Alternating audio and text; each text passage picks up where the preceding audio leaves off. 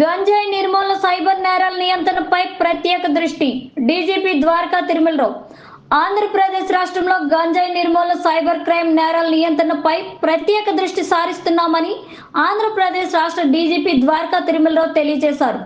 బుధవారం సాయంత్రం విశాఖపట్నం నగర పోలీస్ కమిషనర్ కార్యాలయంలో ఏర్పాటు చేసిన మీడియా సమావేశంలో ఆయన మాట్లాడుతూ తన ఫీల్డ్ విజిట్ లో భాగంగా విశాఖలో పర్యటించిన తాను నేరాల పరిశోధన, శాంతి భద్రతల సమస్యలు, గంజాయి నిర్మూలన, సైబర్ క్రైమ్ తో పాటు ఇటీవల విశాఖలో జరిగిన 2 ఫార్మా ప్రమాదాలపై సుదీర్ఘ సమీక్ష నిర్వహించడం జరిగిందని తెలియజేశారు.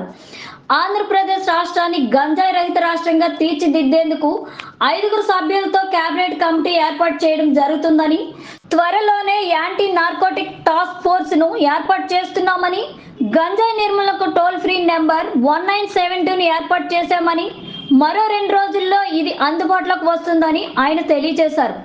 అన్ని జిల్లాలకు దీన్ని అనుసంధానం చేస్తామని, ఈ అంశంపై అన్ని జిల్లాల్లోని ఇన్వెస్టిగేషన్ ఆఫీసర్లకు ప్రత్యేక శిక్షణ ఇప్పిస్తామని, గంజాయి సాగుకు ప్రత్యామ్నాయ పంటను ఏర్పాటు చేయడంతో పాటు ప్రజల్లో విస్తృత అవగాహన కూడా కల్పిస్తామని ఆయన తెలియజేశారు.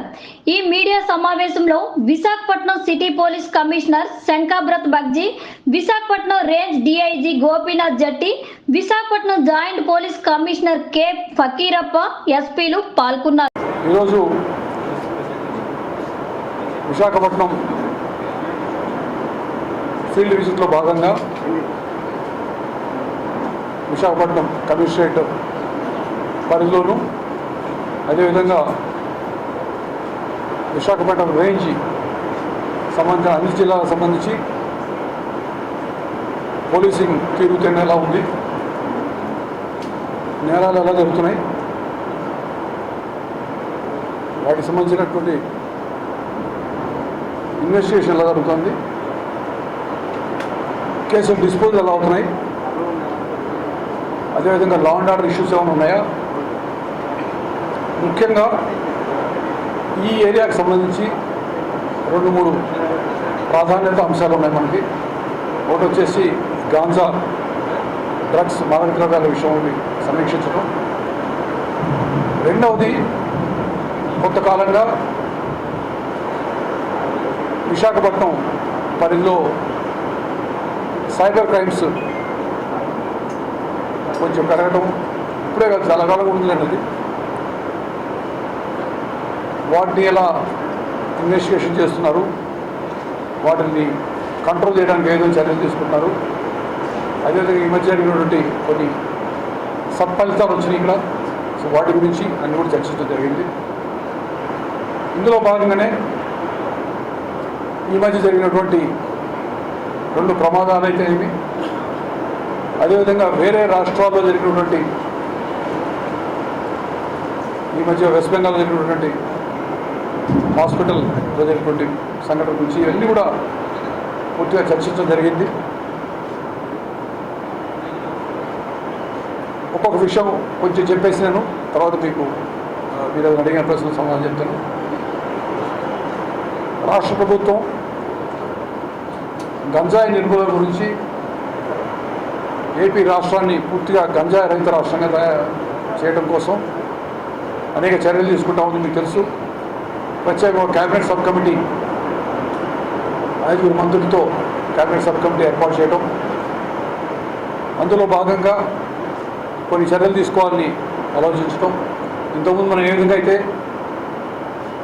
రాష్ట్రంలో జరుగుతున్నట్టు కొన్ని నేరాలు అయితేనేమి, లా అండ్ ఆర్డర్ ప్రాబ్లమ్స్ వచ్చినప్పుడు కొన్ని మనం ఫోకస్డ్గా అటెన్షన్ పెట్టాము.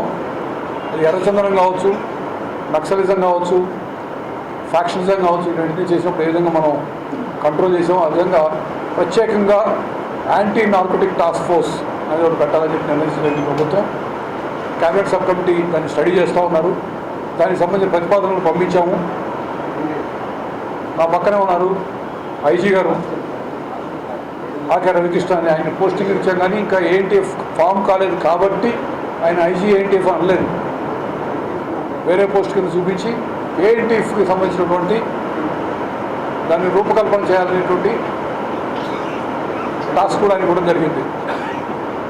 అదేవిధంగా రాష్ట్రంలో ఎక్కడ జరిగినా కానీ ఒక గాంజాకి సంబంధించిన ఇన్ఫర్మేషన్ ఇవ్వాలంటే ఒక టోల్ ఫ్రీ నెంబర్ ఇచ్చినట్లయితే అది ఎక్కడ చేసినా కానీ డయల్ 112 కనుక డయల్ 100 ఏ విధంగా అయితే కంట్రోల్ రూమ్ ల్యాండ్ అవుతుందో ఆ విధంగా ఏఎన్టీకి సంబంధించిన కంట్రోల్ రూమ్ ల్యాండ్ అయ్యే విధంగా అది కూడా చర్యలు తీసుకుంటాం. 1972 సంబంధించి అన్ని జిల్లాల్లో ఇప్పుడు అనుసంధానం చేయడం, అవి పనిచేసే విధంగా చూడటం.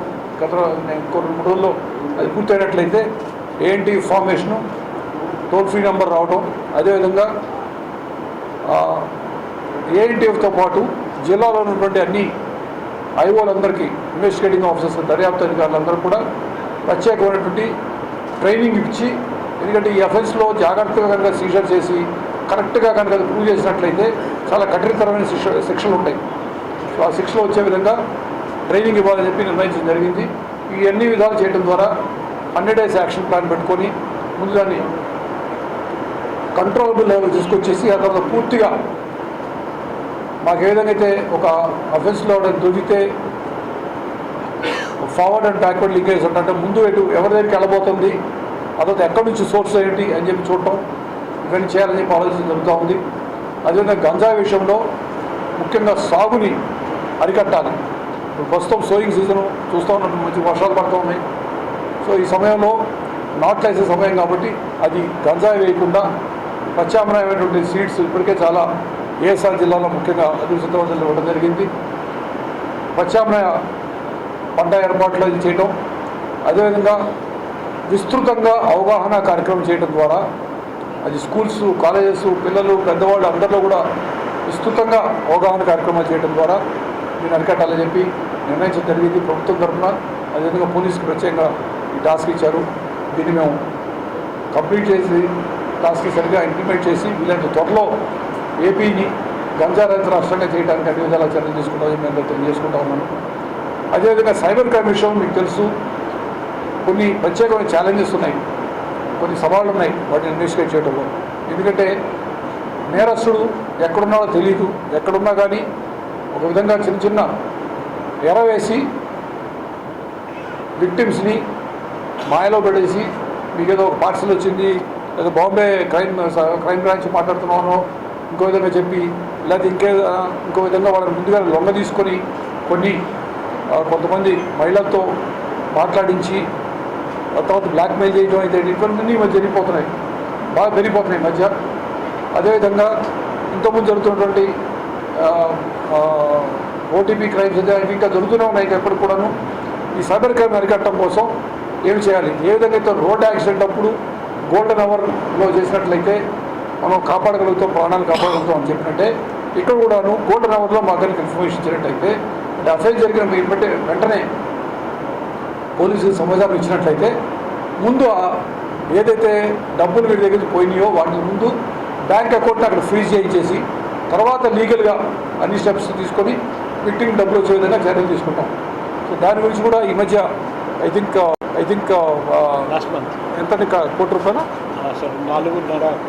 4.5 కోట్లు ఈ మధ్య సైబర్ క్రైమ్లో విక్టిమ్స్ ఎవరైనా వాళ్ళందరికీ ఇప్పించడం జరిగింది.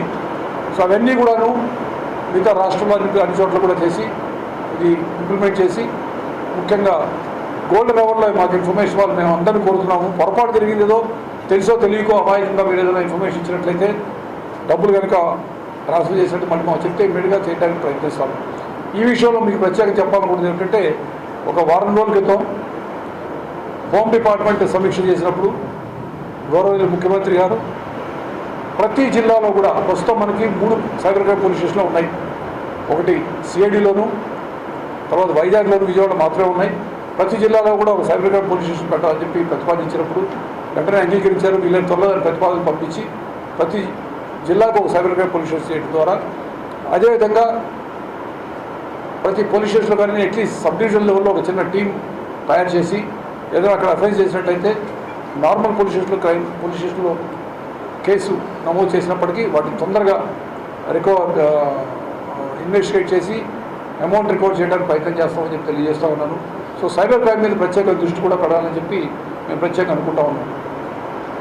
అదేవిధంగా ఎక్కడ ఏ క్రైమ్ జరిగినా కూడా అది మర్డర్ కావచ్చు, కొట్లాడు కావచ్చు, ఇంకోటి కావచ్చు, ఏది జరిగినా కూడాను ఇమీడియట్గా మేము ఎఫ్ఎస్ఎల్ టీము, క్లూస్ టీము, అవసరమైన చోట్ల డాగ్ స్క్వాడ్ ఇవన్నీ పంపించడం ద్వారా సైంటిఫిక్గా కేసు దర్యాప్తు చేసి పారదర్శకంగా దర్యాప్తు ఉండాలని చెప్పి మంచి రిజల్ట్స్ రావాలి అని చెప్పి ఆలోచిస్తూ ఉన్నాం. దాన్ని కూడా ప్రత్యేకమైన కార్యాచరణ పథకం ఆల్రెడీ అమలు చేస్తూ ఉన్నాం. త్వరలో రాబోయేటువంటి వినాయక చవితి సందర్భంగా ఈ అప్లికేషన్లు పెట్టుకునే వాళ్ళు ఎవరికైనా కానీ మండపాల నిర్మాణం నుంచి పెట్టుకునే వాళ్ళకు కొన్ని దిశానిర్దేశం చేయడంతో పాటు వాళ్ళకు కొన్ని గైడ్ లైన్స్ ఇస్తాము. దాంతోపాటు అప్లై చేసేవాళ్ళు ఆన్లైన్ అప్లై చేసినట్లయితే ఏ విధంగా వీలైతే ఫాస్ట్గా ఆన్లైన్ అప్లై చేస్తే 4 చోట్ల తిరిగే పని లేకుండా వాళ్ళకి ఇబ్బంది లేకుండా త్వరగా ఇవ్వడాలని చెప్పి ఐటీ శాఖ ఆలోచించడం, ఐటీ శాఖ మంత్రి గారు కూడా చెప్పారు, అదేవిధంగా హోంమంత్రి గారు కూడా చెప్పారు.